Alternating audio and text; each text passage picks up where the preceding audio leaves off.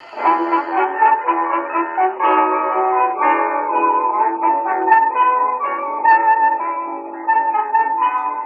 welcome to another episode of Off the Menu. I'm your host, Vincent Franchini from Tumblr House, here with an inaugural Charles Coulombe. Yes, the inauguration. Oh,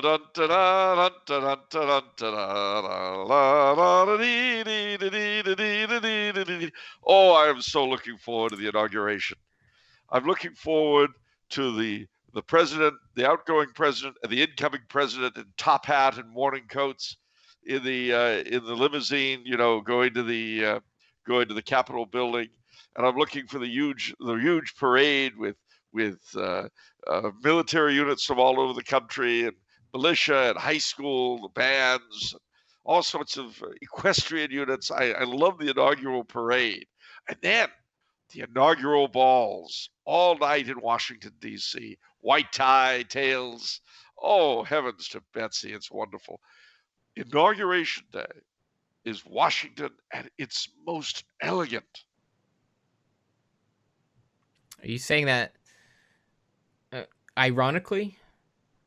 What do you mean? I mean, none of that is actually going to happen this year, right? Well, actually, it hasn't really happened quite like that since I was born. Inauguration Day, 1961, JFK. That was the last time we had a real.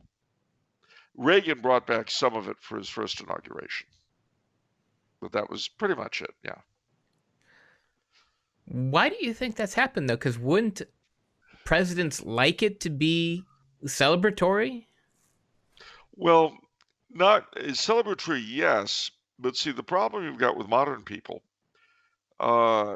is that when they're in power, I mean, is that they always want it to be about them as persons, not about the office. And the problem with morning coats and white tie and all this other stuff is that it is really more about the office than it is about the inhabitant. That's why, for instance, regardless of how they might have disliked each other, the outgoing president and the incoming president always met, and they drove together to show that despite party differences, there was a continuity and so on. Yeah. And that was considered very, very important back in the days when the presidency was considered more important than the president. Now, fortunately, we've gotten past all that. Yeah. Yeah.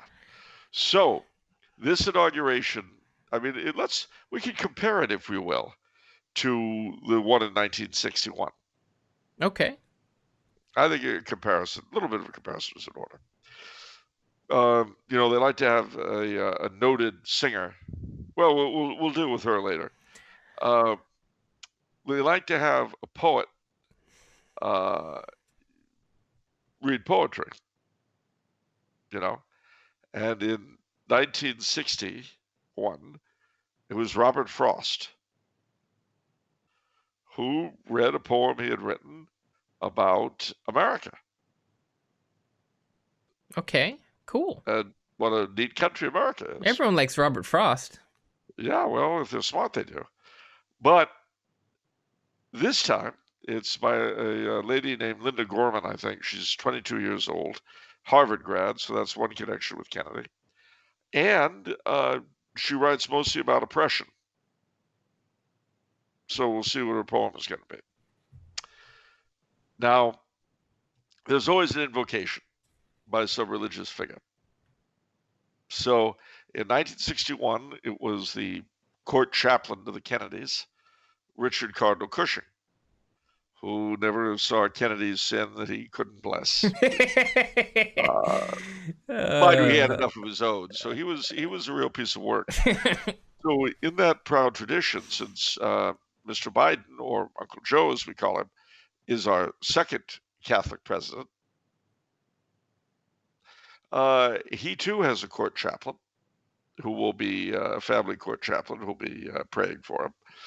And this is a gentleman called Father Leo O'Donovan, S.J. He's a Jesuit, former president of Georgetown University, who literally studied under Karl Rahner directly. So, he went to the source of the garbage himself. And when he was the president, the last Jesuit president of Georgetown, he not only funded an abortion rights advocacy group at the school, but he allowed fetal tissue research. So he is a real Uncle Pat. He's got the credentials we're looking for. You bet. An elderly Jebby for an elderly Catholic sellout. Yep. That's what we need. But as you know, they're the two of them, together, they're, Pope Francis's age. And so they're probably not going to be with us all that much longer. So a taste of things to come. In 1961, President Kennedy had Marian Anderson, who was a black lady, an incredible singer, do the national anthem. Guess who's doing the national anthem for this one? Who? Someone who I think represents who the United States are now, what we've become, where we're going, the future, the present, someone who represents, on the part of all of our great country, self-realization and self-acceptance. Ladies and gentlemen, give it up. Why are you looking pained? You should be looking affirming. I'm about to reveal something wonderful. Go on. Give it up, ladies and gentlemen, for Lady Gaga. Yeah, that's what I'm talking about. That's right. Lady Gaga is going to be singing the national anthem. Now, J-Lo will be there. Lady Gaga is such a disappointment because I thought she was heading back on the right track. Like, what? She's going to be there with a Jesuit. She had this tale of how she was praying the rosary all the time now because she felt she was being demonically oppressed.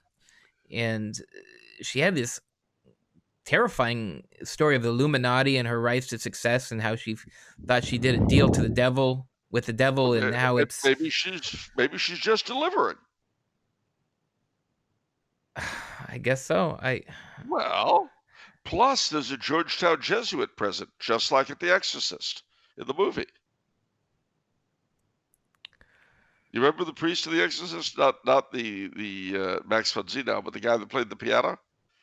He was a real Jesuit from Georgetown. Yeah. Okay. See? Okay. You don't look happy. What do you want me to be, Charles? You want me to be happy? I want you to have the same idiot grin I've got. You can do it. Okay, Charles. Okay. Oh, yeah, see? Don't you feel better now? Yeah, this is great. Yeah, I told you. Happy days are here again. The skies above are clear again. No more Orange Man. Everything's wonderful. Now, by the way, there are a couple of other differences before I forget. Unfortunately, Mr. Trump will not be able to join us. He will be leaving by helicopter early in the morning. Now, another tradition that's grown up since 1933 and President Roosevelt's first inauguration is that usually the president-elect attends some sort of religious service in the morning before the ceremony. And usually, not always, it's at St. John's Church, Lafayette Square, across from the White House, where Mr. Trump posed with the Bible that got people so upset, and which the area in front has been renamed Black Lives Matter Plaza, commemorating all the burned cities across the country in honor of BLM. But when John F. Kennedy was inaugurated, he went to Holy Trinity, Georgetown, which is a Catholic church that he went to when he was in town. Mr. Biden has gone there. We don't know if he's going to be going to an early morning religious service of any kind or not. Doubtless we'll find out. The ceremony itself is going to be very, very much cut down because of the COVID monster. And the congressman is basically going to be on the scale of the State of the Union message, which means that every congressman gets to invite one guest. So you're going to have like 250 people in attendance. Everything else is going to be completely separate. There will be a short parade of some kind to the Capitol or from the Capitol after the inauguration, but it won't be very long. There'll be a pass and review, which again will be cut down. And then there'll be, because they're doing away with the usual inauguration parade, there'll be this virtual parade across America that is intended to celebrate the diversity of Americans in all their difference and unity and stuff. The announced theme is bringing America together, I think, or unifying America, or healing our wounds, or sticking our fingers in our eyes, or something. I forget exactly, but it's all about healing and unity and stuff. Let me see. What else can I tell you? There'll be no inaugural balls because, of course, of COVID. So there'll just be this Zoom stuff, and that is how it will differ. As far as the dress code, Lady Gaga has pledged to wear something, which is probably good given how cold it is. Okay. You're not. What day? What day is it? Is all this transpiring? This is Wednesday, the 20th. Okay. And it's. I'll tell you, inauguration is the ritual whatnot of our wonderful society and stuff. Don't you normally hang out with the boys on inauguration day, don't you? Well, yeah. Normally, Young Might Fight would come down. Yeah. And we'd go in white tie to the Derby. That's what we would normally do. But I'm in Europe. He's in Seattle, and the Derby is closed, and nobody's traveling. Oh, okay. The Derby does takeout. Oh, okay. Yeah. But we couldn't go to the bar and hang out and so forth. So I'm afraid our longtime tradition of gathering for Inauguration Day is over. And who knows? This may be the last inauguration we ever need or want. Yeah? You never know. We could get lucky. Who knows? I mean, what if the new administration is so wonderful, we never need to have another election? Yeah? Yeah. What if they do such wonderful stuff that everyone decides they just should stay, and we don't even need an election in 4 years? I don't think that's going to happen. You are a cynic. Don't you love America? What's wrong with you? Let me tell you something, Buster. This country is on the verge of a new golden age. You're like, you're several things merged into one. You're like Taylor Desjardins merged with Obama into some fusion. And you say I always come up with the weird visions. Taylor and Obama's love child. Thank you very much. Basically, yeah. Yeah, everything is getting better. It is. Every day and every way we're getting better and better. And now the orange man is gone.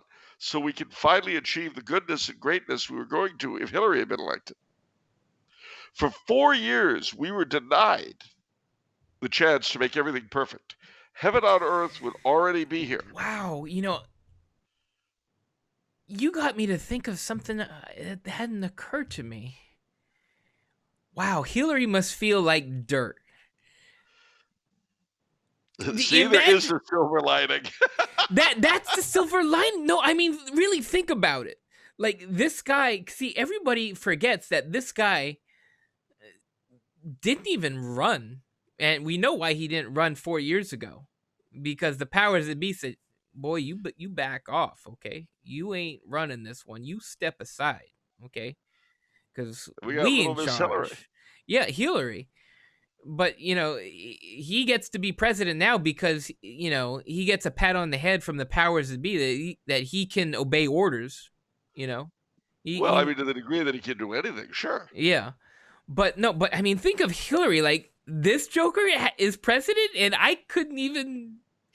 Well, this Joker is president, and his successor is the first hoe. Yeah, and wow, I wonder what Hillary's thinking. I got a kind of a nasty grab about that, by the way, from a person I know. My use of the phrase "first hoe" last time. Wait, what? Yes, I got a letter from a friend. So actually, someone whose friendship I do treasure very much. But the person in question asked me if I called her the first hoe just because she'd been Willie Brown's mistress. Yeah. Just because? Yeah, just because. Well, I mean, it sounds better than Paramount Wife, a top concubine. I looked this up to verify, or to fact check you on I this, see. and it says they dated. Oh, ho, ho, ho, ho, ho, ho. I forgot. They dated, yes. Charles. Isn't that sweet? Willie Brown used to take her to this malt shop across from City Hall. It was so cute. And the two of them would sit there drinking malts with two straws. A single malt. Are you serious? No. Oh, okay. And he'd wear his Letterman's jacket. And it was like Jeff and Sally. It was great. It was like Jack and Diane. It was like Brenda and Eddie. Have you heard about Jack and Diane? What, John Mellencamp's song? Yeah, the two American kids living in the heartland. Yeah, I love that song. Did you hear about Brenda and Eddie? No. They're the popular steadies of the King and the Queen of the Prom. Is that from the same song? Wait, what song is that? That's from Scenes from an Italian Restaurant. Oh, Billy Joel. Yeah, I thought, okay. I thought it sounded familiar. I love that song, too. Well, see, Kamala and Willie used to triple date with Brenda and Eddie and Jack and Diane. They'd all go to the malt shop, spin a couple of records in the gosh, I can't my words, the jukebox. By the way, one of the things, because I'm sure not everybody knows who Willie Brown is. So in fact checking you, I discovered that Willie Brown's age currently is 86. Yeah. I'm hoping that since, geriatrics is a big part of the new White House, I'm thinking that he'd be a great Secretary of State. Yeah, so let's see. Kamala Harris is 56. Oh, so he's 30 years older. Yeah, it's nothing. Rich guy, young chick, money is sexy, power is sexy. Yeah, it all makes sense. Oh, you think what? You think she was just some chippy he had on the side? Okay. Just because he was married, because he was dating her, doesn't mean it wasn't when he was dating her. Doesn't mean it wasn't a beautiful thing. As I say, you think Brenda and Eddie, you think Jack and Diane, you think Kamala and Willie. All right, let's... Innocent teenagers.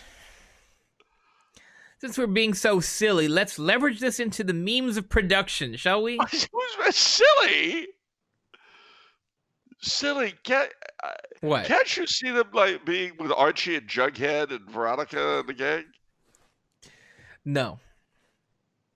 No? No. How about the Brady Bunch? Ian Akers? You're so racist, Charles. Everybody you've named is white. Other than fine. Kamala and Willie Brown. Kamala's white, sort of. She descends from slave owners, so she must be white. What? Nationalize the memes of production for the common good. Good. I'm going to have to force this through. All right. You know what? I think you don't like teen couples. All right. Moving on. Does it ever occur to you that Kamala could have been a cheerleader and Willie Brown could have been the captain of the football team at Riverdale High? Okay. All right. Rah, rah, says Papal. Just maintain. Well, I'm just seeing her in a cheerleader's outfit. Maybe she'll do something in the inauguration. Do some handstands. You'll come out with her pom poms. Dude, get a grip, man. Get a hold of yourself. It's gonna be great. I'm telling you. All right. Are you okay? Just take a deep breath, Charles. I can see it. That's the problem. I can see her.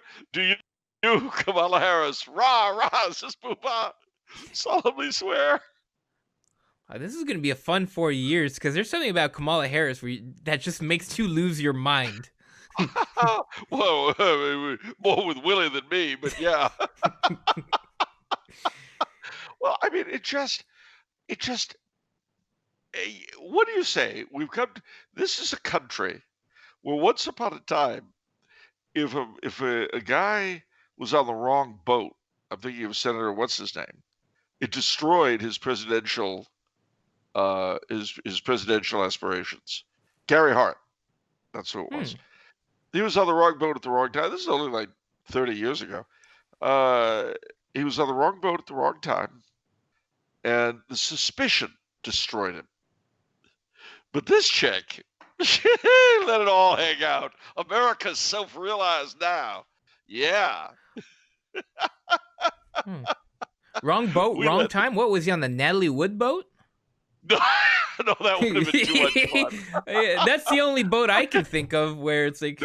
No. Gary Hart, hold on. Natalie, that would have made it perfect. No. He was the front runner for the 1988 Democratic election, former senator, until he dropped out amid revelations of extramarital affairs.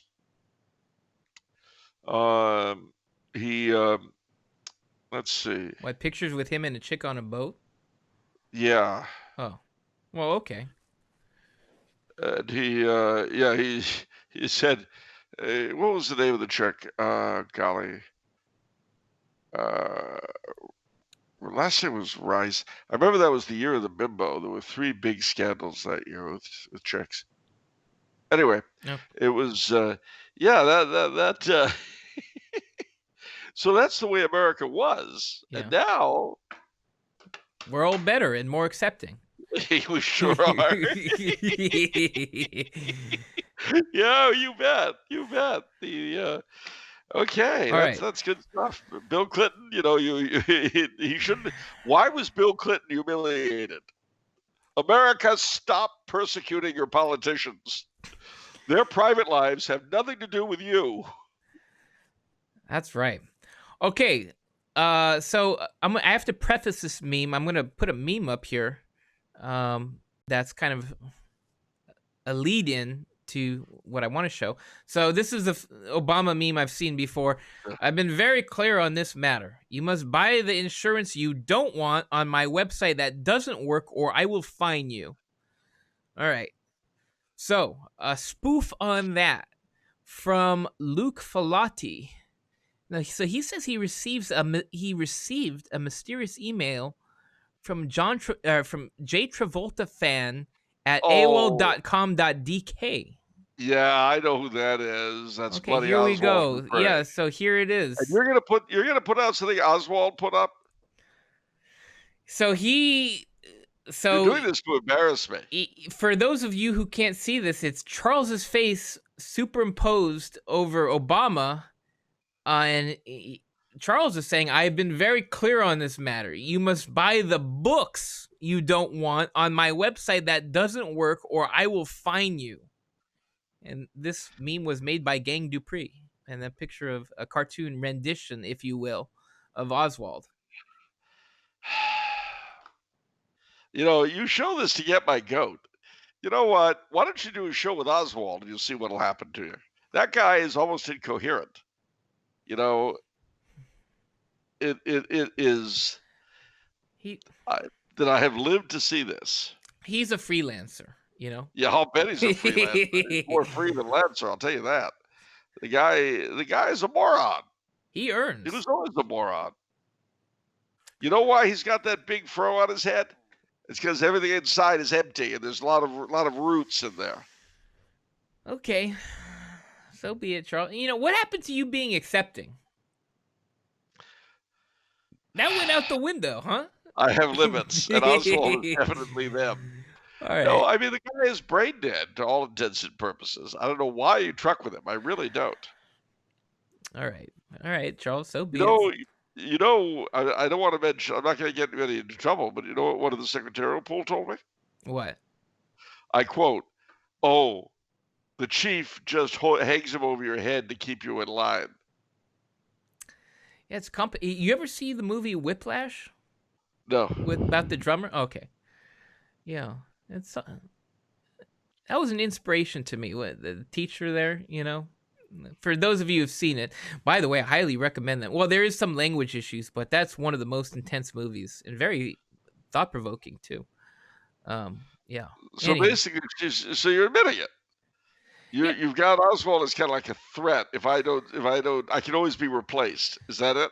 Is that what you're telling me? monopolies are not good for anybody, an organization, a country.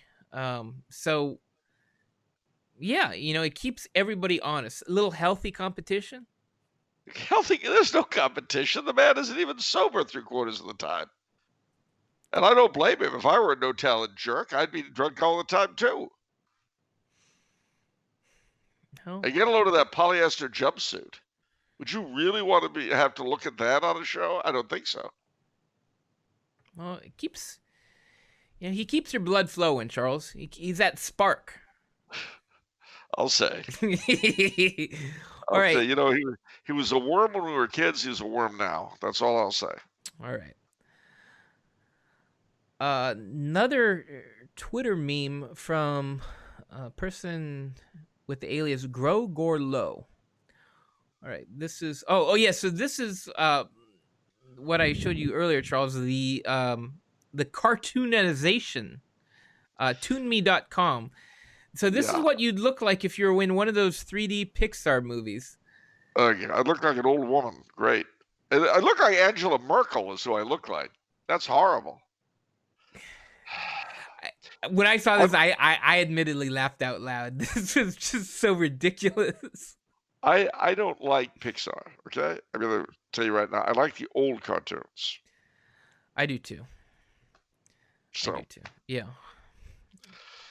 All right. I miss the old Disney. What about like? I mean, there's new Disney movies done in sort of the old-fashioned, like Tangled Up, or is it Tangled? Yeah, I think where it's Rapunzel, kind of a take on that. There's some other I, new I ones. haven't I haven't seen it. The one I like, the new Disney film I did see that I liked was the sequel to Winnie the Pooh with of all people. Oh gosh, the Scots actor. What's his name? He was the young Obi-Wan in Star Wars. Oh, Ewan McGregor. That's the one.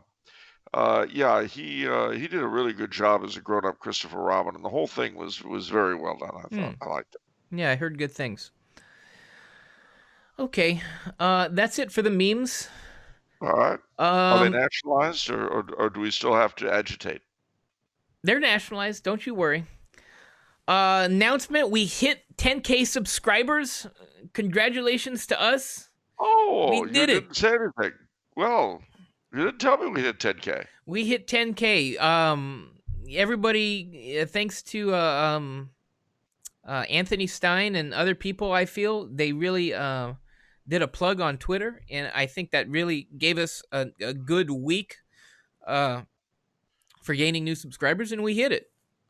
So Is this Yes. where we get a gold watch to retire or what? I'm trying to cook up some things. Some things are in the works to sort of celebrate. I'm thinking of perhaps maybe doing some giveaways of books. But I have to sort of organize that a little bit. But What about the fact-finding tour to the Bahamas for the Temple House staff?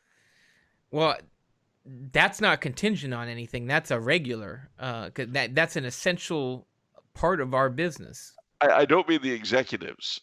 I mean expanding it. Why would we expand it though? Well, it never occurred to you that, say, the secretarial pool, to say nothing of the talent, might benefit a great deal from a fact-finding trip to the How? Bahamas? We could find out stuff. I mean, you don't need to find out stuff. You just do what you're told. Yeah, but in the Bahamas, maybe there are more creative ways of doing what we're told. Um, We don't know. I mean, look, when you go there, there are all these service personnel that fawn all over you and pretend they like you, right? Right. I'm sure that they're much more convincing at it than we are. So if we could go and watch how they fought over the annoying and obnoxious Yankees with all their money, maybe we could reproduce the same thing back home at the tower. okay. Well, I'll suggest it. I'll put a proposal for the upcoming budget, and we'll see how it goes. Well, now that we've hit 10K, there should be,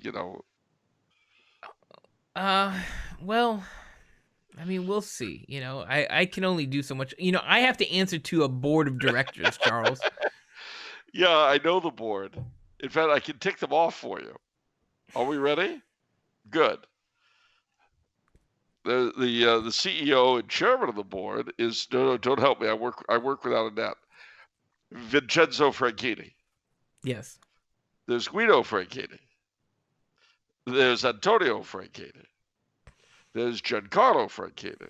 Giovanni Franchini, named after the late and much lamented, well, for him, great uncle Giovanni. Let me see. Hold on. No, please. I have them. Eduardo Franchini. And oh gosh, little Tony's nephew just came on the board. Enzo. That's it. Enzo Franchini. So I think that board might be amenable to any suggestion you make. I don't know, Charles. I mean, they get they're easily agitated whenever I Yeah, make a I know, but suggestion. not when you tell them what to do, though. They're agitated when you ask their advice. I don't know. But, Things are just so. why are you sitting in the big chair? If you want, we should tell you. Huh? But if you tell them this is what we're going to do, they always do it. Look at Charles. I had aspirations. I was going to be a world shaker. I was going to change things up for the better. But now, looking back on it, that's just sort of my young. I was just being young and naive. Ah, I see. It's just you can't change anything. All you can do is be comfortable, right, and make the best of a bad situation, and that's what we're about. Everybody's comfortable. Yeah, I'll say. We're laid back. We're laid chairs. back. And so, we're just taking it easy, Charles. And so you two, make the best you can of your situation. I'm in exile. You exiled yourself. And I have been attacked for a lack of patriotism. No, your patriotism definitely is in question. I was called, and I quote, an expatriate. Aren't you? No, I'm not an expatriate. Well, you're not a citizen anymore. Of course I'm a citizen. I thought you were telling us you can't get insurance if you come back. I don't have it. Read them and weep. You see that? That's the US of A, big boy. Yeah, passport. That's right. And whose picture's in that passport, let me ask you? Wow. That's me. Okay. I am a citizen. All right. But we're in the trenches taking grenades while you're just... Oh, yeah? Yeah, that's the eagle. The American eagle and the wheat. And And the Stars and Stripes. Old Glory, the Okay. Star-Spangled Banner. And that's not all. The Statue of Liberty, yes. All right. Okay, that's the moon and a And a satellite. satellite. Yeah. See, our entire country is contained in this passport. All right. So, all right, very very good, Charles. All right, let's get on to the questions. All right. First question from Andrew. He says, "Hello, gentlemen. First, I would like to mention that my father, who I recently converted into a patron, gifted me this Christmas with Blessed Charles of Austria, Holy Roman Emperor and his legacy. And, Holy Emperor. yes, and Vicars of Christ, The History of the Popes, both by Charles A. Coulombe. Eee. By doing so, he received free shipping and handling. So, in a sense, it's almost as if I gave him a gift as well. Thank you to Tumblr House for allowing my father to gift me 2 great books and for allowing me to give him the gift of savings." Andrew, Now do you want a job, Andrew? this Andrew has got to go into advertising for Tumblr House. This is wonderful. Oh man. Act now while supplies last. Oh, so good. So good. All right. Thank you, Andrew. That's beautiful. It is beautiful. All right. Now on to the question. I have been going back recently and viewing old episodes of Off the Menu, which I recommend everyone do. It's so fun to see Vinny, fresh out of the mailroom, bright-eyed and bushy-tailed, before the corporate hammer came down on him and turned him into the millennial version of Mr. Potter from It's a Wonderful Life we know today, and Charles, as dignified and respectable as he is today, but whose tangents were less frequent and more coherent. Like coherence is some sort of virtue. Wow. Let me tell you something, It's actually Andrew. true. Coherence in defense of sanity is no vice. Incoherence in the defense of virtue is no insanity?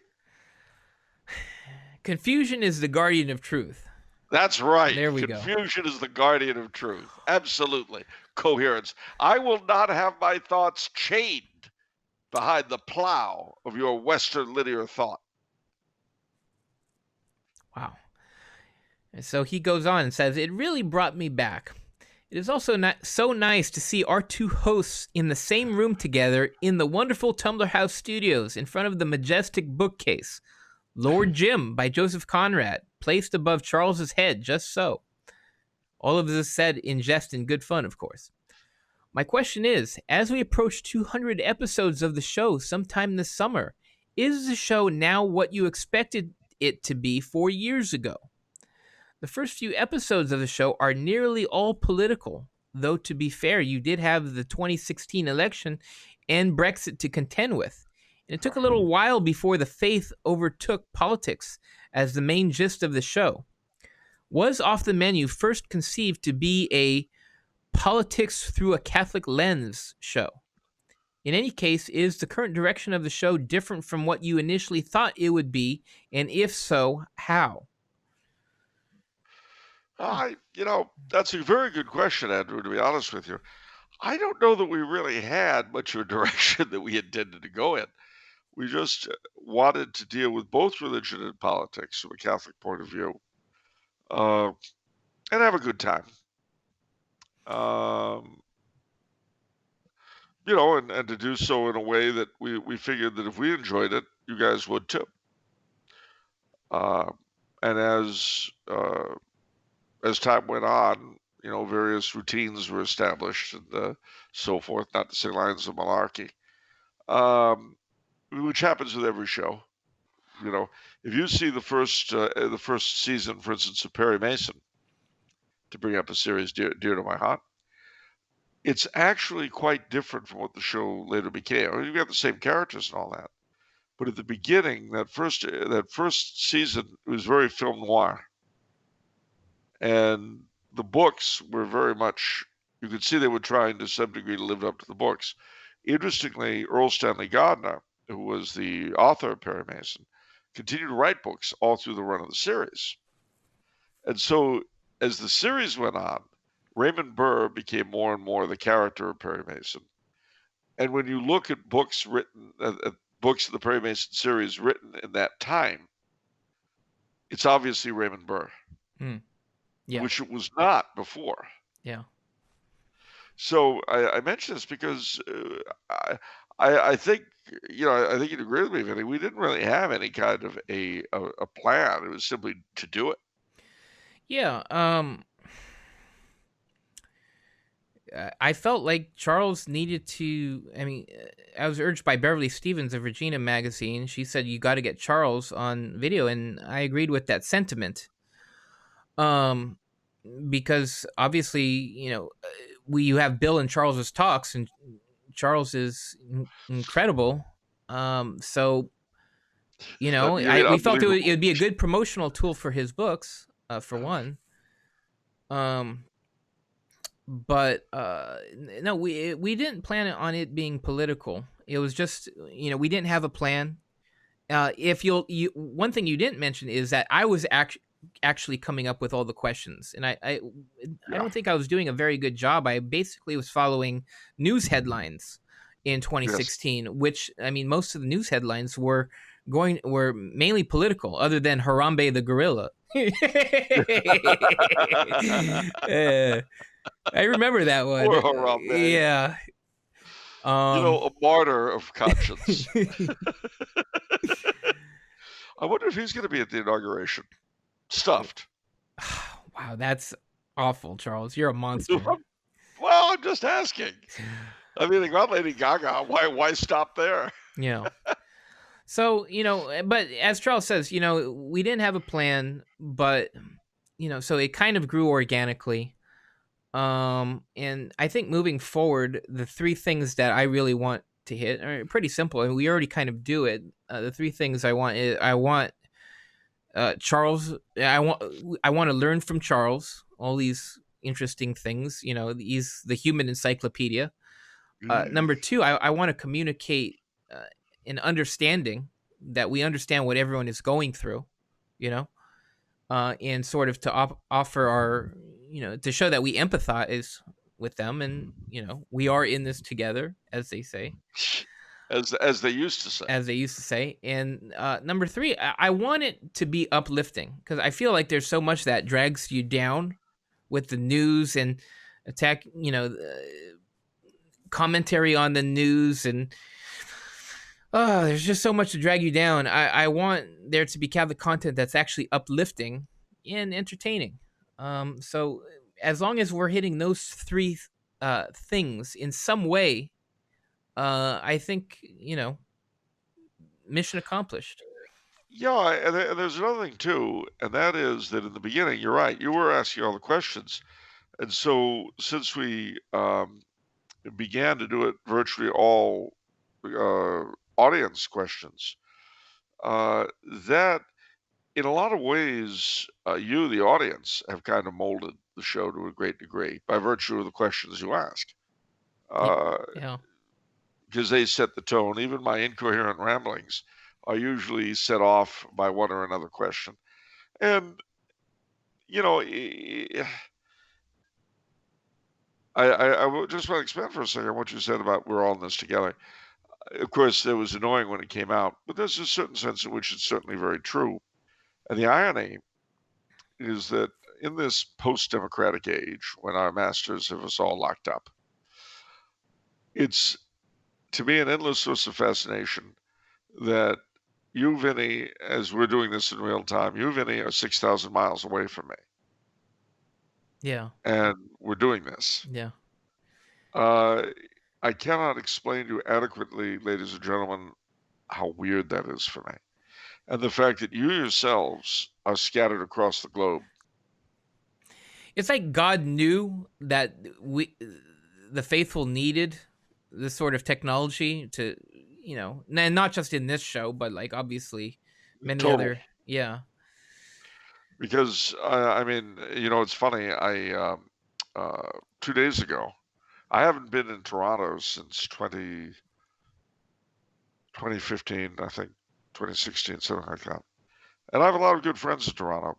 Well, one of them gave a lecture on Zoom, and because of the time difference, I was actually able to watch it. And I got caught up with a bunch of people I haven't seen in a long time. Hmm. And I mean, it's not an adequate substitute for really seeing them, but it's a lot better than not seeing them at all. Yeah. Uh, so the show has been very much shaped, as I say, to a great degree by its audience and also to the things that have happened. We started 4 years ago when the world seemed very different. Mr. Trump had just come in. A lot of people thought that he was, the second coming. I didn't. I wasn't entirely unhappy by any means. I certainly would have been much, much more unhappy if Miss Hillary had won. Now we're 4 years later, and we're in the situation we find ourselves in, and it is pretty grotesque in a lot of ways. I mean, just the totality of it, pulling away for a minute from the whole party issue, um, looking at the burning cities of the summer, looking at the most recent amusements in Washington, and the lockdown across the globe, and the masks and all this. It's just cuckoo, totally crazy. But as you said, we do try, ladies and gentlemen, to let you know that you're not alone. We're all feeling trapped in a madhouse that we can't escape. Yeah. And, you know, that we're here, if not to help, we're certainly here to try to help make it better. I think that's fair to say. We might not be able to do anything for your material circumstances. We can certainly help you look at them a bit better. Remember, ladies and gentlemen, there are always two ways of looking at anything. I can offer you a plate of unborn chicken embryos and strips of animal tissue and chopped tuber, or I could give you bacon, eggs, and hash browns. Hmm. They're the same thing.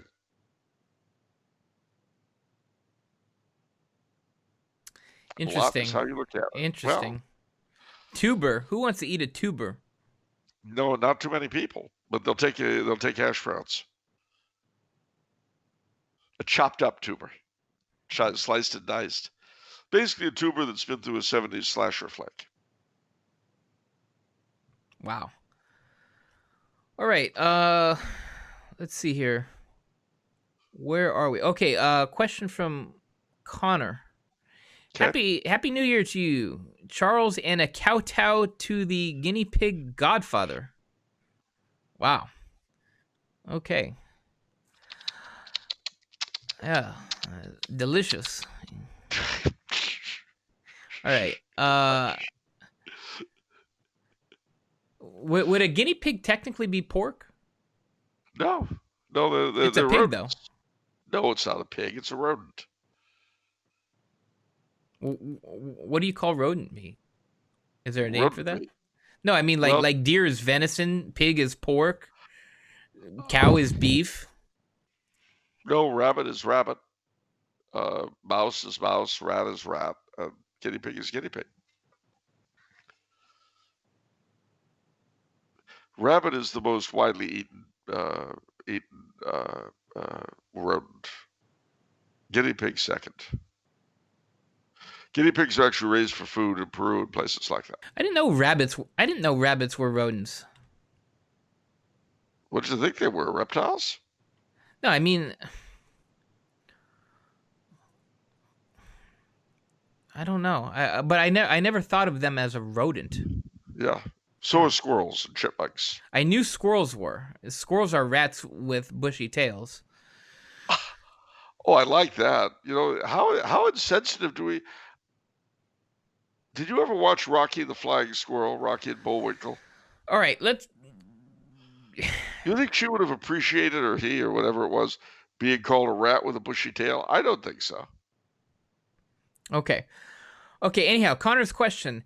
I All was right. listening to my favorite version of Auld Lang Syne by Guy Lombardo on New Year's Eve, and I couldn't help but wonder, where does the 1920, 1940 aesthetic of New Year's come from? Specifically, the Roaring Twenties. How do we gravitate towards that particular period? Well, that's a very good question. And the answer is, in truth, your man Guy Lombardo. Guy Lombardo, they called him Mr. New Year's Eve. No, it wasn't Dick Clark. Who's that other guy you mentioned? Yeah, Casey Kasem. Yeah, it wasn't Casey Kasem. Uh, it was Guy Lombardo. He was Mr. New Year's Eve. And he always said, when I die, I'm taking New Year's Eve with me. When I go, I'm taking New Year's Eve with me, which I think he did in a lot of ways. But basically, Auld Lang Syne was a Scottish song, words by Robert Burns, that the Scots would play at New Year's, but they'd play it at graduations. They'd play it when ships were leaving, change of command ceremonies in the army. In other words, it was a farewell song, Yeah. very generic. But Guy Lombardo was Canadian. He was Italian Canadian from a town in Ontario. Not Toronto, he's from a small town. But he called his band, which was not unlike the Frankinis, was made up mostly of his brothers. This is when he started out. Okay. But they called themselves the Royal Canadians, Guy Lombardo and the Royal Canadians. And they played all over southern Ontario, little towns. One New Year's Eve, they were asked to play in a town that was mostly Scots. And the Scots asked him to play Auld Lang Syne for New Year's Eve, so he learned it. And he loved it. So he kept it in the act for every New Year's Eve thereafter. Well, they hit the big time. They went to Toronto, played the Empire Room of the Royal York Hotel, the largest hotel in the British Empire in Toronto. And then from there, they were hired to Boston and then New York. And they did their first radio show in 1921. So this coming New Year's Eve will be the centennial. From the Roosevelt Grill of the Roosevelt Hotel in New York, which unfortunately, because the COVID monster is just closed. I hope they can reopen it. The Roosevelt is a treasure. Anyway, then I think in the 50s they switched to television and to the Waldorf Astoria. But it was because radio was such a big thing in those days. Um, big bands imitated him, and everybody else who was listening to the radio listened to him on New Year's Eve. And the thing you got to bear in mind about radio, remember that there was no television. The movies were silence. Vaudeville was still very much in vogue, but radio was entertainment that could come into your house. And it only started after World War One. It became very big in the 20s and stayed that way really until the mid 50s when television went ahead of it. But until that time, radio had everything you think of television as having. It had mysteries, comedies, all sorts of shows like that, and big bands. And the radio stations vied with each other in getting big bands, and you know live from the Avalon Ballroom on beautiful Catalina Island, the music of Ozzie Snick and his orchestra, and people would dance in their homes to radio music because people knew how to dance. It was a very different world, and that all changed with television. You might say TV killed the radio star. Video killed the radio star. Well, That's TV killed him first. Internet killed the video star. So there. right. Speaking as an internet personality, of course. And a thought former. Yeah. Uh-huh. I'm not going to bother correcting you. Oh, is it? Wait, it's not thought former? You know it's not. What is it? Thought Thought. leader. Oh, a thought leader. Yeah, that's it. I knew that. Thought leader. Influencer. An influencer. Yeah. Yeah. As I notice that sounds very close to influenza. By the way, influencer, is like from a marketing perspective, influencers are people who solicit sponsors, for Yeah. for not paid promotion, but like, you're using product placement, right? And so, if there's any sponsors out there who are interested, I'm just saying, there opportunity here. Mystic Monk Coffee, I don't know, whoever's out there, you Let me know. tell you something. All right. I will never sell out, but I will rent at reasonable prices. All right. Second question from Connor. In your opinion, what impact has the field of psychology had on creating our current issues in society? I ask because there seems to be such an overdependence in our society on therapy and therapists to the point of treating their advice as gospel and giving them an extreme level of power. As an anecdote, an acquaintance of mine was actually convinced by his therapist that he was bisexual and to embrace it. I also had the experience of teaching the subject for several years, and I was shocked at some of the things they expected you to teach. One glaring example being promoting transgenderism, topics which I did my best to avoid directly covering. Psychology had a noble original purpose to understand human behavior and mental processes. It is great that those with legitimate mental health issues who require help can get it. Don't get me wrong. But the field appears to have been corrupted by activists to fit an insidious agenda and, consequently, opened a Pandora's box of issues for our modern world. I am curious to hear your thoughts. Well, actually, you pretty much said everything I could say. That's very, very true. It's like Dr. Phil. I remember him saying to some hapless person, "I want you to live your life as a lesbian." And I heard that. I thought, okay, Dr. Phil, I want you to live your life as a moron. Accept yourself. Stop trying to fight it. We all know you're brain dead. You get in on that. I mean, there's certainly issues, as you quite rightly say. There is a need for the treatment of mental issues. Uh, I'm not what you would call a doctrinaire Jungian by any standpoint, but if the choices you give me are Jung or Freud, I'll go with Jung, whose major difference from Freud was that where Freud saw much religiosity as displaced sexuality, Jung was just the other way around. But it's interesting that Jung would not treat Catholics. He had a list of confessors that he considered very able. And when a Catholic would apply to him, he'd hand him the list. So, go see Father so-and-so. I'm not saying that we don't need any kind of mental help at all. But I do think that divorcing psychology from morality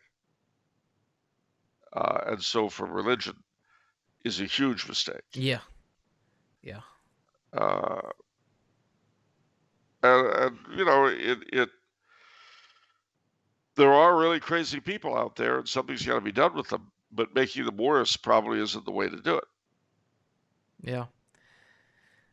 This question reminds me of one of my favorite quotes from Cardinal Sarah in his book God or Nothing.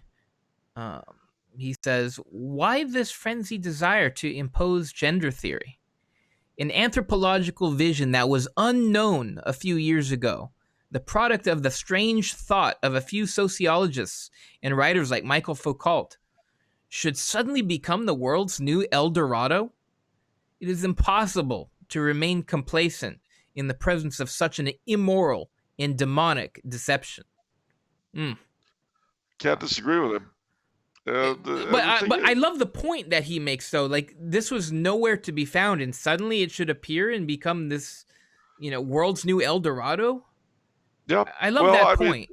you see, again, you've got to remember we live in a post-democratic age, and you can tell a lot about our rulership, about their behavior, by the causes that they embrace, Yeah. and they are seriously defective in a lot of ways. I mean, again, I think it's fitting that we have Lady Gaga singing the national anthem. Okay. Question from Max. Happy Year Okay. of Our Lord 2021, gentlemen. For some time now, I've been developing a theory concerning the youth culture of the 1990s. The beginning of that decade, Charles was roughly the age I am now, which means he lived through all that. Hence, I would like his comments on my theory. The theory concerns the fact that the youth culture of the 1990s was characterized by the music genre called grunge. I cannot say that I myself much enjoy that type of noise, but nevertheless, I find it curious that grunge, with the rather bleak and hopeless attitude that comes with it, characterized the youth of those days, at least in the earlier part of the decade. This is strange since considering the 1980s and its generally cheerful music and rather positive attitudes in the world, and given the fact of the fall of the USSR in the early 90s should have added to the optimism, the younger generations chose to adore Kurt Cobain. My theory concentrates on the transition from the superficial fun of the 80s to the nihilistic abyss of that was the early 90s grunge. My idea simply is this. During the 1990s, the children of the hippies came of age.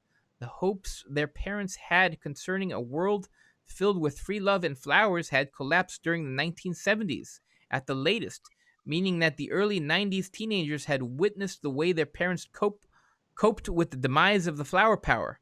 Hence, given the very impressionable and young age at the time, the 90s youth grew up under the impression that soft and nice things don't survive in this world. And this is why the hopeless world of grunge seemed to offer some solace. If you have no dreams, you have no disappointments. Of course, not everyone in the 1960s was a hippie, and this theory can perhaps only be seen as an exercise in imagining the past. But nevertheless, I would love to hear Charles to talk about how he perceived, especially the early 1990s, and whether he thinks there is any truth behind the small theory of mine. I wish you all the best. P.S. Charles, your requests for prayers on Facebook for the recently passed, thank you for posting them. All right, thank you. Well, you've got a number of different things going on here at once. First, you're right. In 1990, I was 29 and 30. I turned 30 years ago. Great party, by the way. Really had a good time. Threw a wake for my youth. But um, there are certain things you got to bear in mind that the vast majority of 60s youth were not hippies per se, although we were all sort of affected by the music and the styles and so on. We saw them certainly. But the whole flower power thing, that was a minority, a very visible minority, but a minority. What did happen was that over the course of the 70s, their ideas became entrenched in society. So divorce rates skyrocketed. Abortion, of course, became a sacred constitutional right alongside birth control. Um, and at the same time, the church imploded in a lot of ways. So it was a wild, wild, wild time, the 60s and 70s. Um, but certainly the 60s generation were terrible parents by and large. Not all of them, but a lot of them. As far as how I experienced the 90s, I really didn't pay a lot of attention to Kurt Cobain and grunge uh, because in 1990, I had I had been a published author for 3 years, and I was spending more and more of my time writing and lecturing, traveling, and I think it's a not uncommon phenomenon that when you get into your 30s, you, without necessarily intending to, kind of check out of a lot of pop culture. I think that's fair to say Definitely. because you're busy doing stuff, you know. I mean, and it's very difficult to keep abreast. I mean, recently, for instance, my agent uh, gave me a deal. He said that it'd be neat if I appeared on something called TikTok with Mark Anastasio, whoever that is, whatever TikTok is. Apparently, it's some sort of dance thing. I'm not going to dance with some kid I've never met. This is ridiculous. All right, I don't know who he is, but I know the name, and I know that young people know who he is. And this is what I mean. You'll stand in the checkout line, and you'll pick up the Inquirer or something. Barry and Sylvia inside their love. Who are Barry and Sylvia? I've never heard of these people. And that is the thing. You begin to realize that you're no longer tuned into pop culture in the way you were. You just aren't. Um, I'd heard of Kurt Cobain. I certainly heard when he died. I heard when River Phoenix died. But to this day, I couldn't tell you what grunge sounds like. And that's okay. I know the name sounds like Teen Spirit. And because I have a lot of nieces and nephews, uh, as the years went by, I picked up the names of bands like Blink 182, Limp Bizkit, and of course everyone's favorite Green Day. And I did sit through Jesus of Suburbia. That is one song I heard. Of which the one thing I understood immediately was the line, "All the moms and brads." Oh, Mm-hmm. I understood that. Because my generation were big divorces. And, if you're being raised by your ma and she's a serial date tricks, well, then you get to meet the brads who are like dads, only not. I don't know if dads had a similar, if there was a name for the father's girlfriends. Do you know? Anyway, so I'm afraid that's not much of an answer to your theory. There might be something to it, there might not. I'm not the best one to answer it. What I can tell you is that the past couple of generations, by and large, were rotten as parents. Uh, and certainly that couldn't have helped. Kurt Cobain, I know, his life was ruined by his parents' divorce. But I knew a lot of people, both my age and younger, whose lives were ruined by their parents' divorce. And divorce exploded. Now it's, I think, fewer couples, barely fewer couples stay together than divorce. That's horrendous. And you produce children who aren't going to know how to have a happy family. And mind you, those are just the ones that come out of married couples. We're not even touching on the huge wave of illegitimacy and the whole baby daddy and baby mama thing, which we're supposed to give equal respect to. There are all kinds of families. You've heard that phrase. Mm-hmm. What that means is that it's all the same, whether you've got a married couple looking after their children, or a single mom, or two dads, or two moms, or I don't know, maybe a harem. I don't know. So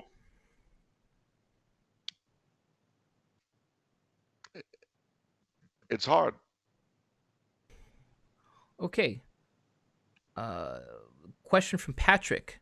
Okay. Dear Mr. Coulombe, I will be graduating college this coming spring and have lived almost my entire life in Puritan New England. Notice that I live in a workaholic society where fathers have to work exorbitant hours to keep up with the high taxes and compensate for the fact that there is very little economic incentive to have a family. As one who does not relish this for myself, I was wondering what other countries or even areas within this country are generally less toxic for a Catholic father to live in and provide for his family? Well, I love New England. It's my second favorite part of the country after New York. And really, I'm very fond of the Northeast in general. And with one exception, their tax laws are horrendous. And that one exception is New Hampshire. So you might consider moving to New Hampshire. I thought Delaware had lenient tax laws because that's where all the banks are because they had lenient tax laws. Corporate tax laws. We're talking about things like property tax. Okay. New Hampshire has very low taxes. So you might consider New Hampshire. If you've got to leave the Northeast, well, North Carolina is booming, which is why the problem is you have all these people leaving the Northeast and California and going into the rest of the country and then trying to transform it into what they've left, which is why North Carolina almost flipped this election. But nevertheless, there are a lot of places in North Carolina, South Carolina that are growing. Georgia, although Georgia, of course, we see is flipped. Oklahoma, Texas. But, to be honest with you, you can run, but you can't hide. I would, be on the lookout for opportunities to move, but don't go somewhere just for the sake of going there. Not unless you've got a real opportunity. I mean, a very good friend of mine, the late lamented John Morehouse, who was my editor at TAN and a personal friend for years before that. John moved his family to Chile because he wanted them to have a Catholic environment and so on. Well, they did. It was all right. But there were other problems with it. And so he came back after some few years. Because, there's several things you got to remember about yourself. You're a Catholic, but you're an American. And a lot of Americans find it extremely difficult to adapt to life overseas or life out of the country. They really do. Now, I'm having a great time here, but I'm completely surrounded by Americans all the time. So that I have a lot of Austrian friends as well. So I'm kind of sui generis. And I don't know that I'd want to live here for the rest of my life. Though who knows? I may not have a choice. We'll find out in the next few years. We'll see what happens. But I look at New Hampshire. I think because I know a lot of faithful Catholics feel the same way, and they have Idaho, I like to go to as well. Yeah, and they have this thought, and I think it's helped by the countless movie adaptations that are based off of the Exodus in the Old Testament, looking for the promised land. Yeah. Everybody, it's such a recycled story that we've encountered in so many different ways that I think that is, that's something that we gravitate to. Don't you think? Like we're looking for that belief in the promised land, where the land of milk and honey for Catholics, Which I'm afraid you're not going to find. It's the land of might have been. When I was 6 years old, we moved out to LA from New York. And that was a real trauma for me, I have to say.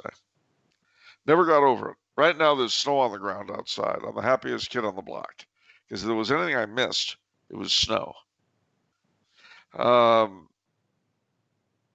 And frankly, SoCal has never felt like home to me.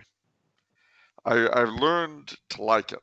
I learned to enjoy it over many, many years. The first 10 years that we were in LA, I had friends, I had places that I liked to go, but I didn't care for it.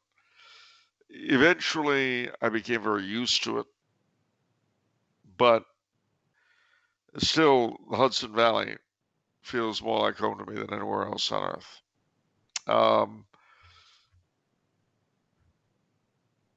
For our situation, then, economically, it made perfect sense. It absolutely made sense. And I don't blame my dad in the slightest for moving us out there, but there was a price to be paid. What I would do first is try to find the Catholic side of wherever it is you are. Because in New England, there's a lot. You just have to know what you're looking for. You got to hunt for it. You've got TAC has just moved out to Northfield, Mass. You've got all sorts of shrines. You've got a number of Latin Mass communities. You have an ordinary community in Boston. I mean, there are resources in New England that are not that readily available in other places. So first, see what you can do with what you've got. And then, if you really can't make a go of it financially there, then move, but do so very judiciously. Very judiciously. And the funny thing is, when we moved out to California, it was booming. It was absolutely booming. They were building things everywhere. It was amazing. Now it's such a basket case. When I go through LA, when I drive through Los Angeles, it's like a city of ghosts for me. Persons, places, and things that aren't there anymore. And I always remember the song "The Last Time I Saw Paris," which is it's a lamentation for Paris after it fell to the Germans, and it has the line in it: "Her streets are where they were." What is it? The lady known as Paris, romantic, charming, has left her old companions and vanished from view. Lonely men with lonely hearts are seeking her in vain. Her streets are where they were, but there's no sign of her. And the last time I was in LA, it kind of felt that way to me. So anyway, try to treasure where you are, especially if you've got old roots there, lots of friends, and so on and so forth. Make a go at it if you can. If you can't, be judicious in where you go, and do not expect to get to the end of the rainbow. Not this side of the grave. All right, a question from Robert. Okay, Robert. What does Charles think of the temporal authority of the Pope?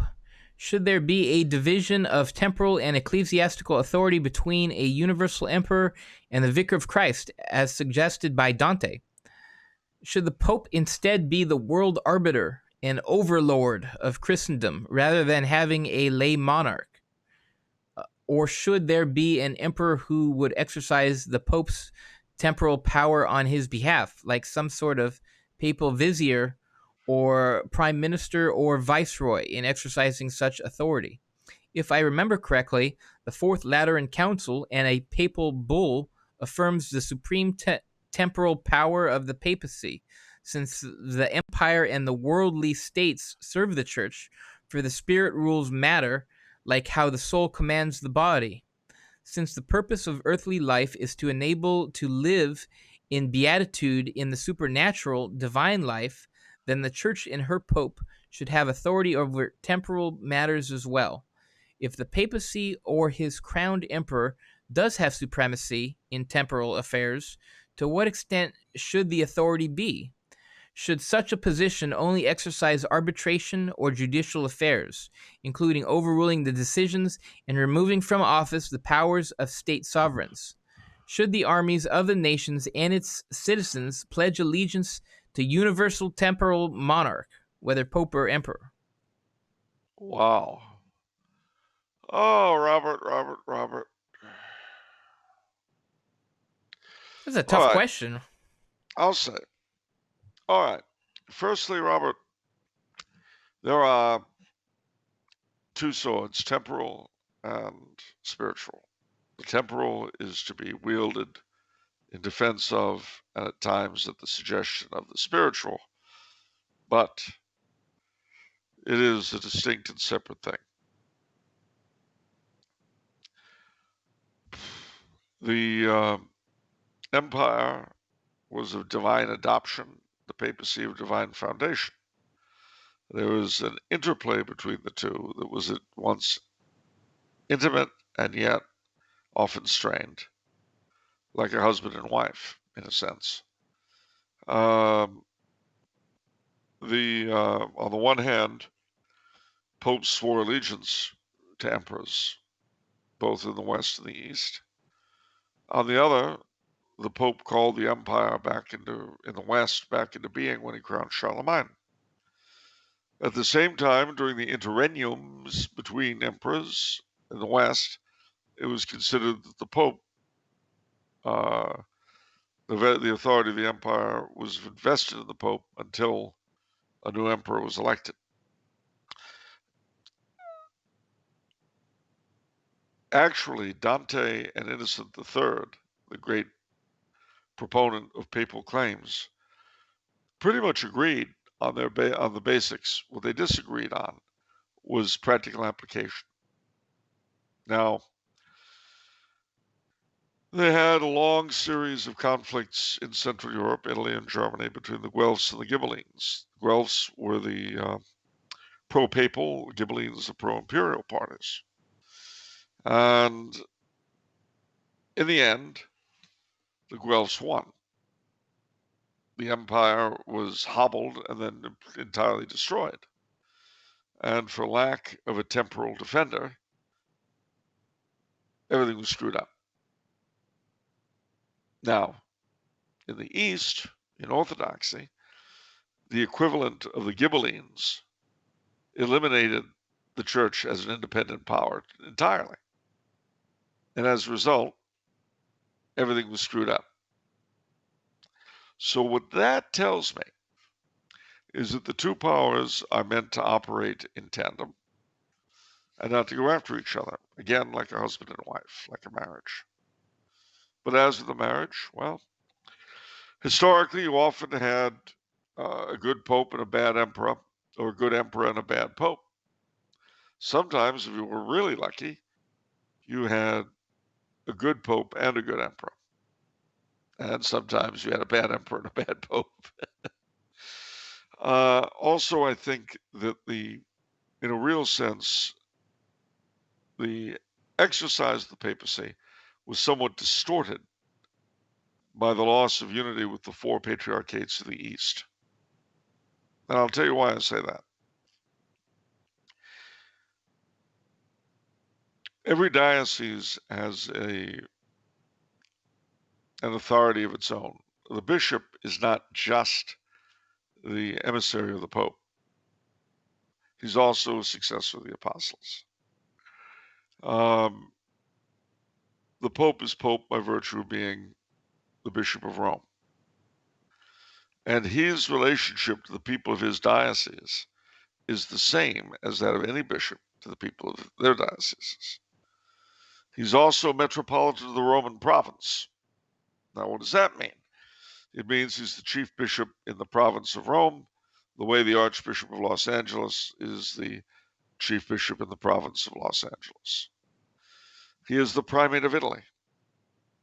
What does that mean? It means he is the top prelate in Italy, the way the Archbishop of Lyon was in France, or the Archbishop of Toledo in Spain. But he's Patriarch of the West, which means, in that sense, he's like the other four patriarchs were. And he is Pope, and that's where he's different. But his different exercises of power are done on different levels of authority. And we tend to identify sometimes to confuse these levels. There are things he does purely as head of the Western Church that don't affect the Eastern Catholic churches because he's Patriarch of the West. So I guess what I'm trying to say is that these different levels of authority within the papacy should remind us that authority is, in a sense, divisible. he has a more immediate control over the Diocese of Rome because he's there and he's the resident bishop than he does over other dioceses. Where am I going with this? Well, I'll tell you. The exercise of authority by the Pope as head of the Universal Church was a rare thing. It didn't happen that often. It happened, but not that often. The exercise of power by the emperor as the chief temporal ruler in Christendom was also very rare. What I think part of our problem is that we've come to think of governance as something that's constant. In other words, you're not being governed if you're not being poked all the time. But in truth, in Christian ages, the idea of subsidiarity, that the lowest possible unit carrying on its own affairs most of the time, was what prevailed. And it's interesting to know that the parish in most of Christian Europe was both the temporal and the spiritual lowest order of government. Do you see what I mean? Yeah. At the parish level, church and state were united because the same parish council that looked after the fabric of the church also took care of the poor of the parish. And in a lot of places, enforced order in the parish. So the top police official was, well, in England they called him a beadle, but basically the parish was responsible for maintaining order, as well as keeping the church up, as well as keeping the poor fed. And then the next higher level did what the parish couldn't. And the next higher level beyond the parish, or beyond the city, the province or the diocese, did what they couldn't do. And so it went all the way to the top. The function of the Pope and of the Emperor was, at the end of the day, one of appeal. Okay. Am I being clear? Yeah, I have a couple questions when you're done. All right, almost done. As far as the imperial office goes, the best modern view of it I ever heard is, oddly enough, from C.S. Lewis and That Hideous Strength. They revived Merlin, and the character Ransom explains the terrible situation Britain of that time is in. And Merlin responds that let us seek help from oversea. Is there no Christian prince in Neustria or Ireland or Benwick who could come in and cleanse Britain if he were called? And Ransom says, there is no Christian prince left. These other countries are even as Britain, or else sunk deeper still in the disease. And Merlin responds, then we must go higher. We must go to him whose office it is to put down tyrants and give life to dying kingdoms. We must call on the emperor. There is no emperor. No emperor, began Merlin, and then his voice died away. He sat still for some minutes, wrestling with a world which he had never envisaged.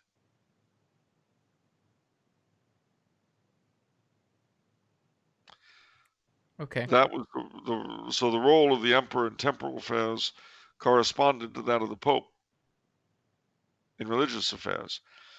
And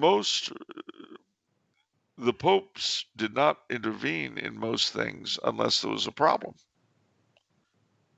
Heresies would be condemned at a local or provincial level, then maybe at a national level. And only if that didn't do the trick would it go all the way out. Now we're used to a setup where if the Pope sneezes, it's legislation. Okay, this leads into my question. Wasn't it easier to abide by subsidiarity back then, given the huge difference in technology level? Like, Yes. the Pope can send out a tweet now and he can poke anybody now. Whereas back Yes. then, it's work, right? Yes. The growth of technology has led to the concentration of power Yeah. without any doubt, and at the same time to an actual lessening of authority.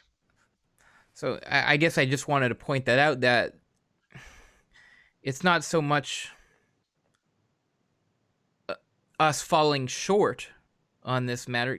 It's a harder challenge Yes. given our current framework, because it's so easy to just grab all the power you can. Well, I mean, look, not to wake unpleasant memories because it was last week and stuff, so many people will have forgotten. But Jack Dorsey and those guys turning off the president of the United States. Yeah, the mayor of Twitterville. Yeah, I mean, you know, I'll tell you, if we were living in a somewhat different setup, that guy would have been audited by the IRS immediately. Let's They, talk, Mr. Dorsey. I know. By the way, just yesterday, I just saw the headline. Apparently, it's unveiled that, or it was revealed that they were planning to do that for a long time. Oh, I'm sure. But see, now, those of us who were very much in favor of freedom of the internet, what does that mean now that you've got a monopoly of this sort? You remember, there were a lot of us who opposed congressional and governmental takeover of the internet or regulation of the internet because of freedom of speech. But Yeah, what do we have? Well, instead of morons in Washington, we have morons in Silicon Valley. yeah, But the result is the same: yeah, monopoly and dictatorship. Somehow, and well, you look what happened. Look at what happened to Parler. They were just steamrolled. Poof, they're gone. yeah. So that has to be addressed. There's just too much power in the hands of one man. It's not going to be. Well, maybe not. But the other thing we have to accept is that we live in the post-democratic age. We have no control over governmental machinery. None. Not at the top. You can have some over local machinery. But there, your local machinery have to make sure they don't get on Jack Dorsey's bad side. All right. My other question, uh, regarding the Pope having temporal and ecclesiastical power. Isn't that one of the lessons of the 11th century? Is that's kind of a bad idea? Well, no, not when it's properly exercised like anything else. And one of the things, too, when you say the Pope's temporal power, there are two different things to look at. One is his possession of the papal states, and one is how far he's able to intervene in matters of government. Now, obviously, when the rights of the church are at stake, like the uh, uh, the the king or the emperor wants to appoint the bishops without any reference to the church. In other words, he just wants to fill it with his own creatures. Obviously, that has to be stopped How do you by the stop that? state. Well, you excommunicate or you put the country under an interdict. That's how you do it. But that, of course, will lead to conflict. That's one side of the thing. The other side is that the popes should have some territory that is their own to govern. Why? Because that is how they will prevent themselves from becoming mere chaplains to whatever country they live in, But which is what happened to the Patriarch of Constantinople. I mean, if you want to know what a lack of any temporal power for the papacy would do, look at Eastern Orthodoxy. is And you this a can find Scylla and out. Charybdis type deal again? Yeah, always. Always. I don't like it. Let's just go extreme on one side. Why does it always have to be right in the middle is the answer? ask God. If you Uh, make it to heaven, ask I God. wish we could just let go, and Yeah, just I know it'd be great. I want it this way. Eh. I understand. I get it. But, and unfortunately, there are certain conflicts that are inherent to life that can't be fixed. Man and woman will always have conflicts because they think differently, they're built differently, they're made differently. I know gender roles. Oh, it's awful. Oh, gee, shut up. Just drop dead. You know, if you think you're transgender and you're born a man, come back when you know what it's like to have the menses. And if you're a woman and you think you're really a man, come back when you know what it's like never to have had them.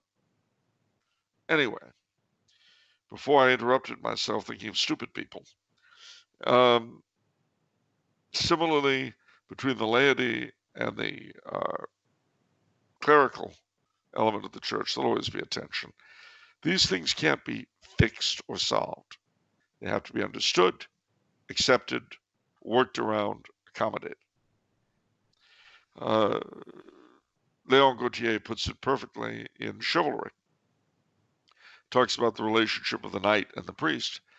And he said the priest was disgusted by the knight's cruelty, and the knight was disgusted by the priest's placidity. And yet you can see where they both have to be that way. The knight does have to be cruel to do his job, and the priest does have to be placid to do his job. So who's right? Well, it's not like that. You need them both. You need their differences. And yet, because of the differences, you'll always have problems. hmm. When you live in a world where even saints could have big fights, like St. Bernard of Clairvaux and St. Wilfrid of York, or St. Augustine and St. Jerome, well, most of us aren't saints. Solange Hertz actually pointed out that she says that even angels fight. Um, but it's not. It's like if God's going to give a special blessing, you have an angel, in charge of one people and another angel in charge of another people. They all want the special blessing, right? They want God's favor on a certain thing. I thought that was interesting, an interesting take. But that fighting in itself is not a vice. That was No, interesting. it's what you're fighting for and what your tools are, Yeah. what your tactics are. Yeah.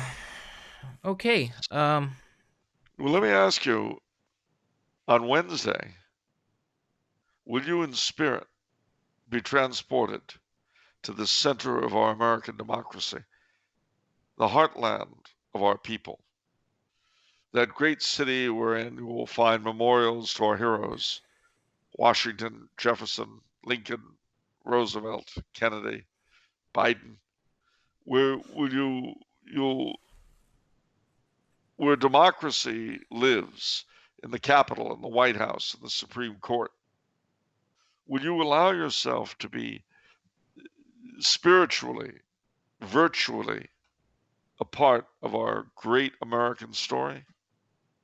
No. No. What do you mean, no? I mean, no. What, my spirit is transported? What is that all about? Well, you're thinking of it. I don't want to think of it though. You gonna watch it? I've never watched it. Not even actually. You know what? I take that back. I watched a little bit when Trump got elected, but that was boring too. I've never watched it. How do you like that? Does that assault your sense of patriotism, your love It of country? does. Yes, it does. But why should Why do it you hate though? America? But why should it though? Because you just went on highlighting that it hasn't been done right since Kennedy. So then why should I watch it? Because it's the Maybe. beginning of a new era Uh, in which America can finally rip off the Oh, remnants of oppression and be more completely itself. you know, America will never rip off the remnants of oppression. You know why? Because there's no money in it for these people.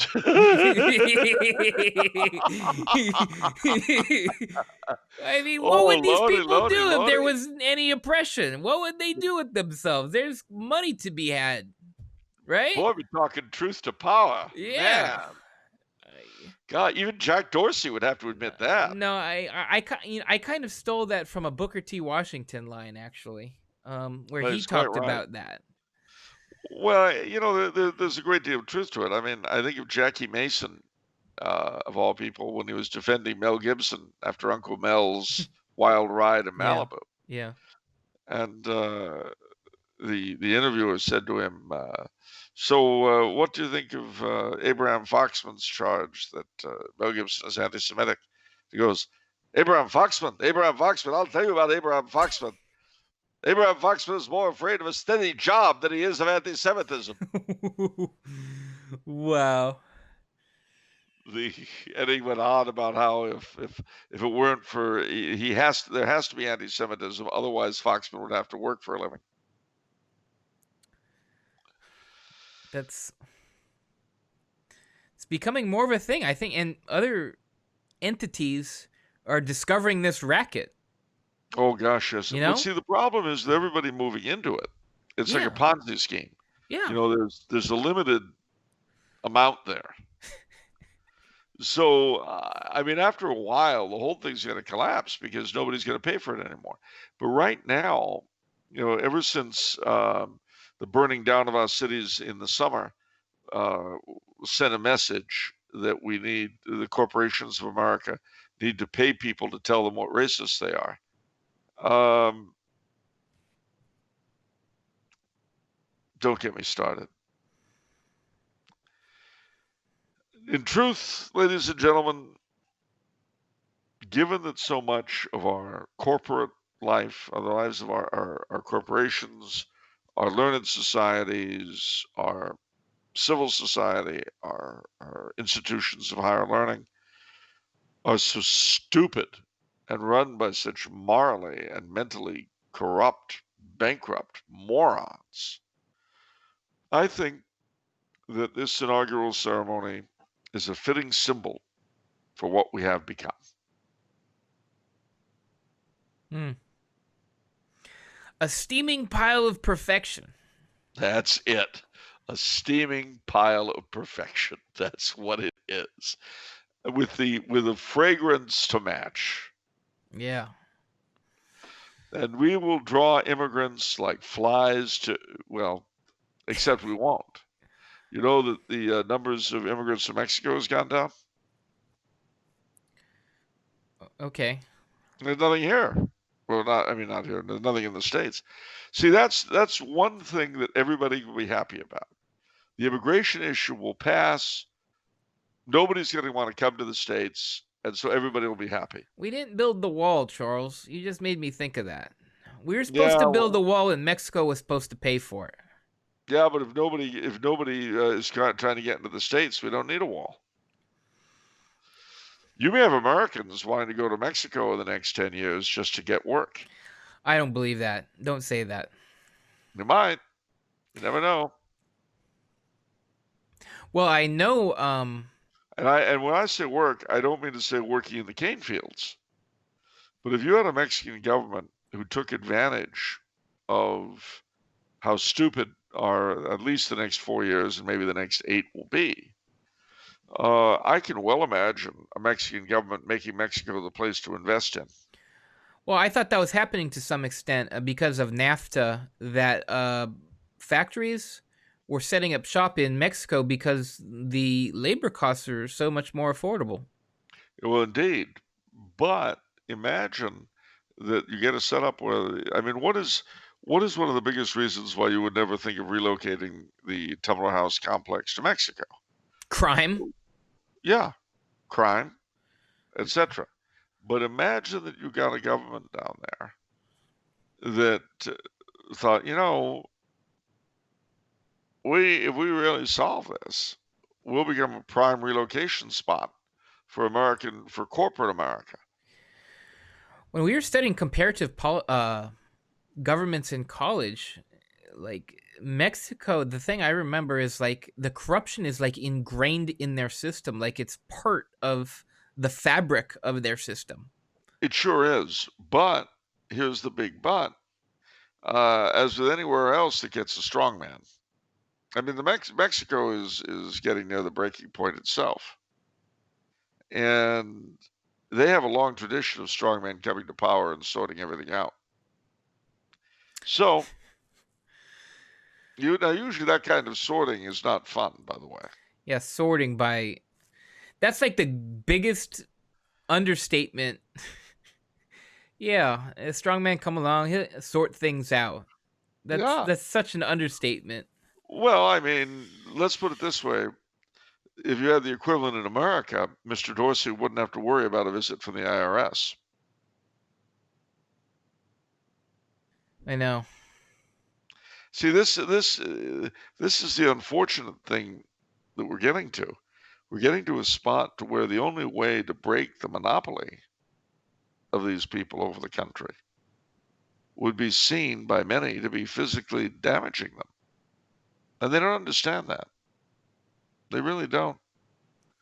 And the thing is, I would be as much afraid of a state that could do in Twitter and Facebook as I am of Twitter and Facebook. Does that make sense to you? Yeah, that makes perfect sense. Like we've handled that in different ways. Like we're in favor of integralism, but not for this country and not for this state. Because it would be integrally evil. Well, you would a regime that could make that kind of systemic change Yeah. would be extremely powerful, and such regimes in America would be. But unfortunately, I suspect that's what's going to happen, simply because I mean, stop and think about this. The people that are going to be at the helm for the next 4 to 8 years, they're not very smart. What are they going to do when the economy collapses or when they've got a showdown with China? I don't think I don't think we're gonna have a showdown with China. No, or with Russia, whomever they have a showdown with. I mean, and the thing is, too, what I'm also afraid of is that they're going to want to get us involved in wars again. We don't have the money for it. They can't get us involved in wars after all that crap that we had to hear about with W when he was Oh, president. but look at Obama. He didn't withdraw from anything. But he didn't start anything per se. Well, he got well. That's not true. He went into Syria in a big way. Okay. He went into Syria in a huge way, and Libya. But the forces were already there. He just transported them. Yeah, no. You know how effective media has been. You didn't remember. That's true. That's very true. Yeah, you allowed the narrative to be formed for you. It's very true, Charles. I'm a victim.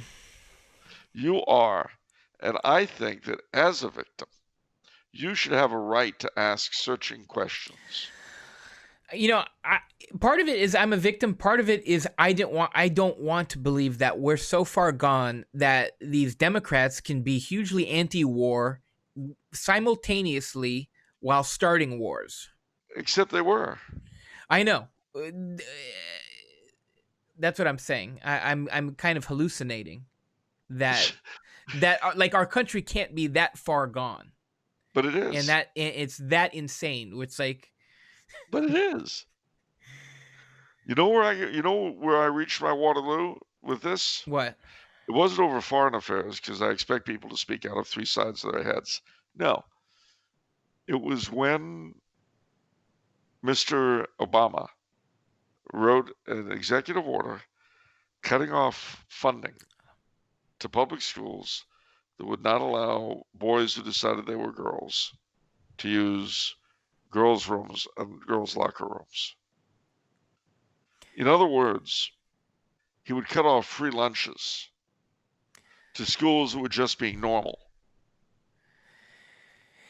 Yeah, I well, mean, part of the problem there was nobody covered that. And nobody dared frame it that way, not even Hannity or O'Reilly, which was kind of shocking to me. but it's obvious. Yeah. It's obvious. And my response, of course, at the time was, I told you the terrible truth about Winston Churchill. I What, remember that how horrified you were. we don't go there, Charles. Don't go there. But you were so horrified. Okay, in the words of Bob Newhart in that Mad TV skit where he's playing a psychiatrist, stop it. We don't go there, okay? Just stop it. Bob. Oh, well, the beauty of inside jokes, ladies and gentlemen. Anyway. Our fans know. Our fans know. I need to make a compilation video. Somebody requested that. I need to rewatch stuff so I can make a compilation of your craziest moments. Or if somebody else does that for free, that would be unbelievable. I would let you have it on your YouTube channel if you ever. My craziest moments. That's a terrible thing to say to a talent. My craziest moments. Okay, your most energetic, vibrant moments. How about that? I like that a lot better. Well, it's like in the House of Commons in London. If somebody's drunk, an MP. Yeah. And he's drunk, and he's giving a speech, and everyone knows he's plastered. They don't say he's drunk. They say he's tired and emotional. I wish Congress was more like that. What, more drunk or tired? Just boisterous, have some life in it. Everybody's just speaking to empty chambers and just grandstanding, and I don't feel like there's real debate or communication. It's just one-way speeches. Yeah, who needs debate or communication? Like the prime minister has to go in and, put on the boxing gloves in front of, the House of Commons, right? Question time, yeah. Yeah, why can't we I think that's awesome. Well, there's several problems with that. Firstly, the president is not the prime minister. And the prime minister has this big old book where he actually has to cite numbers and say things. Our president doesn't have to do that at all. No, but you see, our president is not responsible to Congress. The prime minister is responsible to Parliament. The president is not responsible to Congress. The president is responsible only to the people.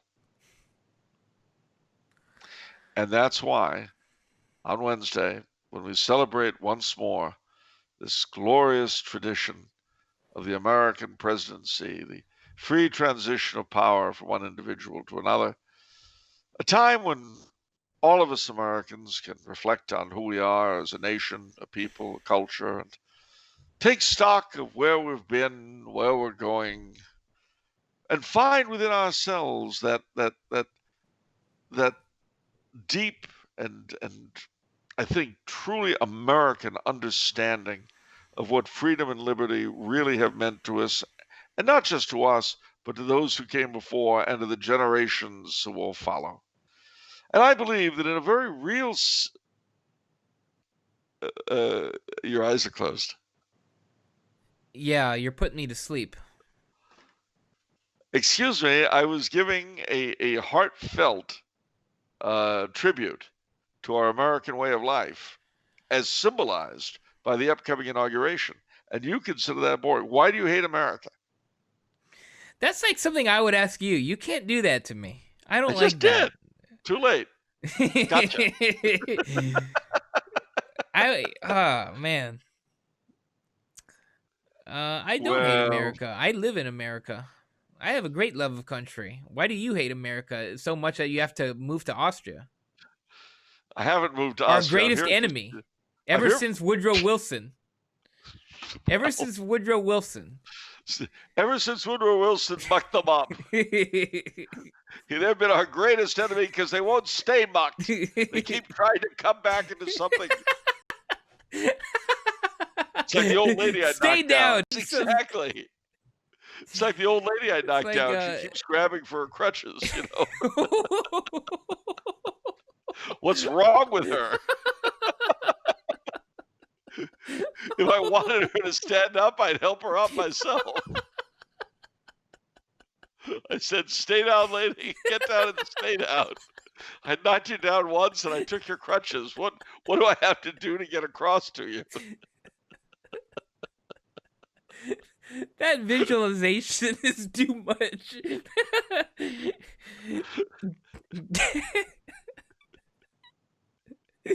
Wow. Well, it's like Woodrow Wilson in Austria-Hungary, you know? He mugs the old lady, takes her crutches, and demands to know why she wants to get up. Oh, life's Okay. great if you don't pay close attention. But, you know, because of all this abuse, you have the right to ask 2 other questions.